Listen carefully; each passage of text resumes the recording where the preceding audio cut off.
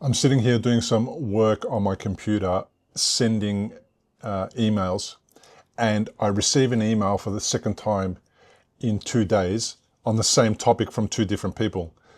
The first one was somebody who follows the podcast. The second one was somebody who I coach on their stroke recovery journey. And I'll read you the title of the article, and then I'll read some sections of the article, just so you can get a sense of what it is that they're talking about. So the heading goes, UCLA discovers first stroke rehabilitation drug to re-establish brain connections in mice. It continues by saying a new study by UCLA Health has discovered what researchers say is the first drug to fully reproduce the effects of physical stroke rehabilitation in mice. So what this drug does is it creates improvements in the brain through a pill that physical rehabilitation often can achieve for stroke survivors during their rehabilitation phase. The findings published in Nature Communications tested two candidate drugs derived from their studies on the mechanisms of the brain effects of rehabilitation, one of which resulted in significant recovery in movement control after stroke in mice. There are no drugs in the field of stroke recovery requiring stroke patients to undergo physical rehabilitation, which has shown to be only modestly effective. So what they're doing is they're downplaying of physical rehabilitation in this particular publication, and they're saying what they're going after is they're going after a pill that will mimic the effects of physical rehabilitation, but take it to the next level. The goal is to have a medicine that stroke patients can take that produces the effects of rehabilitation, said Dr. S. Thomas Carmichael, the study's lead author and professor and chair of UCLA Neurology. Rehabilitation after stroke is limited in its actual effects because most patients cannot sustain the rehab intensity needed for stroke recovery. So he's discovered that, and correctly so, that a lot of stroke patients can't have the intensity of physical rehabilitation needed to recover those parts of the brain that are not functioning correctly. And that might be for a number of reasons, because fatigue gets in the way, also because maybe insurance forgets that they need to support these people and stops paying. And as a result of that, there isn't enough physical therapy that's being done for stroke survivors to actually get the effects that they may otherwise have been able to get if they were able to sustain the physical rehabilitation. I mean, it's not news to stroke survivors that insurance companies don't support enough, and that physical rehabilitation is difficult. We know that, and we need all the help we can get. And hopefully this particular drug addresses that issue. Now, further stroke recovery is not like most other fields of medicine, where drugs are available that treat the disease, such as cardiology, infectious diseases, or cancer. Carmichael said, rehabilitation is a physical medicine approach that has been around for decades. We need to move rehabilitation into an era of molecular medicine. And I kind of agree with that statement. Like, physical rehabilitation is the only tool that we've had. It's kind of like the bricklayer has only ever been able to use a trowel to lay mud on a brick and lay bricks. It's been done like that for centuries. And I think what he's referring to is that although physical rehabilitation is a really good tool for stroke survivors, it's probably not as effective as it could be because of the limitations that are associated with physical rehabilitation, the patient's abilities, and also the lack of, in my opinion, the lack of support by insurance companies. In the study, Carmichael and his team sought to determine how physical rehabilitation improved brain function after a stroke and whether they could generate a drug that could produce the same effects. Working in a laboratory with mice models of stroke, and with stroke patients, the UCLA researchers identified a loss of brain connections that stroke produces that are remote from the site of the stroke damage. So what they've identified is areas of the brain that have been taken offline because of the stroke, but are not damaged. So if the stroke happened here, they may have found that there's an area of the brain back here that has been taken offline that isn't damaged, but it has been taken offline as a result of the stroke that happened over here. This part of the brain may be damaged, but this part of the brain isn't damaged. It's still there. It's kind of sleepy. It's alive, but it's not connected to the rest of the brain. And what they are hoping to do is find a way to relink that part of the brain to the rest of the brain so that it can take over the tasks that were lost with the damage that occurred after the stroke. So the UCLA team found that some of the connections that are lost after a stroke occur in a cell called the paravalbumin neuron, the paravalbumin neuron. Oh my God, I butchered that. This type of neuron helps generate a brain rhythm called gamma oscillation, which links neurons together so that they form coordinated networks to produce a behavior, such as movement. So basically, those particular hard to pronounce neurons create a particular function called the gamma oscillation, and that is what helps connect that area, usually that's offline, to the rest of the brain. And because of the stroke, that oscillation has been temporarily made not available. And therefore, that part of the brain is switched off and makes it look like that person has lost that particular function. Some people might describe that area that's offline as a penumbra. Usually the penumbra that is spoken about in this part of the brain where the damage has occurred. A penumbra is an area that's been inflamed by the injury, and usually it is the first thing to come back online within the first 6 months. But what they've discovered is that after stroke, there's penumbras in other areas that have been previously overlooked. So Carmichael and the team identified 2 candidate drugs that might produce gamma oscillations after stroke. So what they're hoping is that these drugs will create those gamma oscillations, those movements after the stroke, and specifically work to excite the paravalbumin neurons.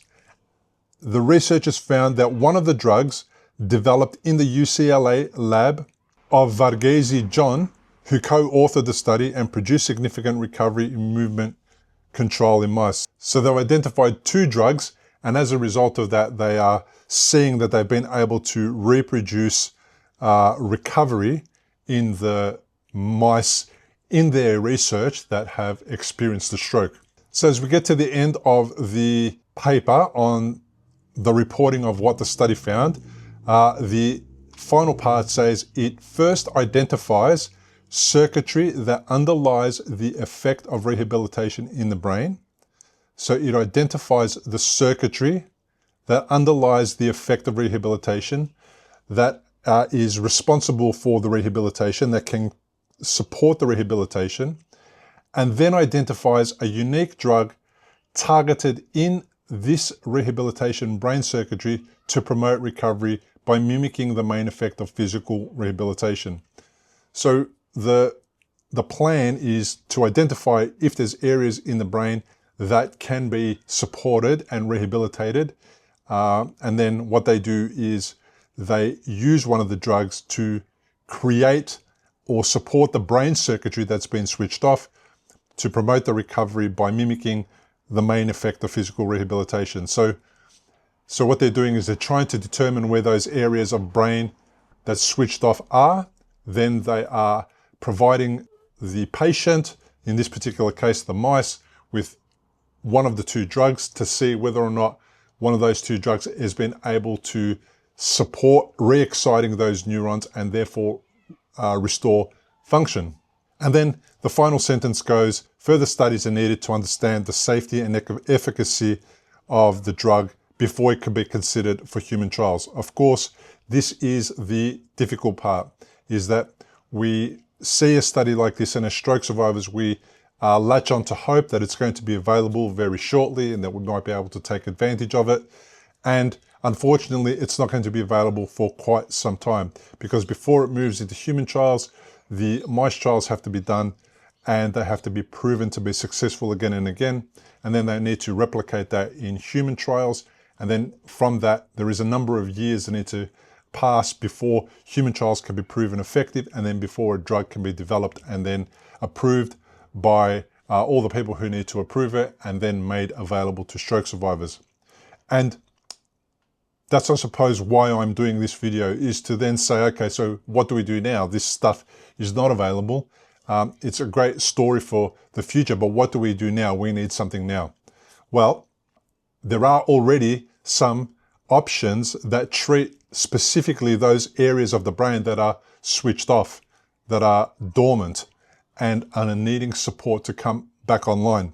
And one of those interventions is Perispinal Etanercept, the controversial etanercept that lots of stroke survivors know about. And I have spoken to 2 stroke survivors who have had results with etanercept with Dr. Tobinick, and the links of those interviews will be in the description of this particular video. And that's what etanercept does. The problem with etanercept is that it is off-label. That means that it's being used in an area that is not approved for use. And usually etanercept was being used for people who had rheumatoid arthritis to decrease inflammation in their joints. And it still is very effective and being used in that space. And for some reason, it has moved around 8 or 9 years ago into being used for people who are experiencing stroke. And the main person who has been involved in that particular project is Dr. Tobinick from Florida. And as a result of that, he has been able to restore function in many stroke survivors, and in some cases also not been able to support stroke survivors. And that's my problem with etanercept, is that when you go to receive etanercept, you don't know whether you're an ideal candidate. So you have to pay, you have to fork out the cash, you have to go there, do all the treatment, and then you may not get a result. And that's the only way of knowing. And the reason being is because there's not a method beforehand to determine whether or not somebody is the ideal candidate. But it's available right now. And there's plenty of people that have had the opportunity to receive some injections of etanercept and they've had results. The other intervention is hyperbaric oxygen therapy. And I've interviewed 2 doctors who offer hyperbaric oxygen therapy, who have clinics in the United States, in Israel, and in the United Arab Emirates. And again, the difference being is that this particular protocol of hyperbaric oxygen therapy is 5 days a week for 3 months, I do believe. And it's really, really expensive. But the difference is at least that they will be able to determine whether or not you have additional areas in the brain, those penumbras, those sleepy areas that are offline and can be rehabilitated, and as a result can restore function. That is the beautiful part of the method that they use for hyperbaric oxygen therapy, is they determine whether somebody is a candidate or not before they go to the expense to work out whether or not they can participate in the therapy with hyperbaric oxygen therapy. So the links to those 2 interviews are also going to be in the description. You can go and check out those interviews as well. And the big challenge with etanercept and hyperbaric oxygen therapy is that they're very, very expensive, and not many people can afford those particular treatments, especially since they've had a stroke and then they're not working after stroke. To come up with the funds to do that is really difficult when medical bills and everything else is piling up. So there are a couple of the things that are already available to do what this drug is meant to do, and some of the challenges with getting access to those particular 2 interventions. Now, the third one is repetitive transcranial magnetic stimulation, which is a non-invasive brain stimulation technique using magnetic fields to activate specific brain areas. How it helps is that it can promote plasticity and potentially improve motor function. And the way that it works is that the brain stimulation happens from the outside of the brain with magnets and is placed on a targeted area, and it's supposed to excite the neurons in that space and bring them back to life if they are there to be rehabilitated. And that is supposed to help in rehabilitating people and supporting their brain to come back online. Now, I haven't interviewed anyone who has done that particular therapy, and I don't know much about it, but it is currently available, and some people might have already accessed it. And if you're one of those people and you've had some results or you haven't had results, it'd be really interesting to speak to you about it and hear what you have to say.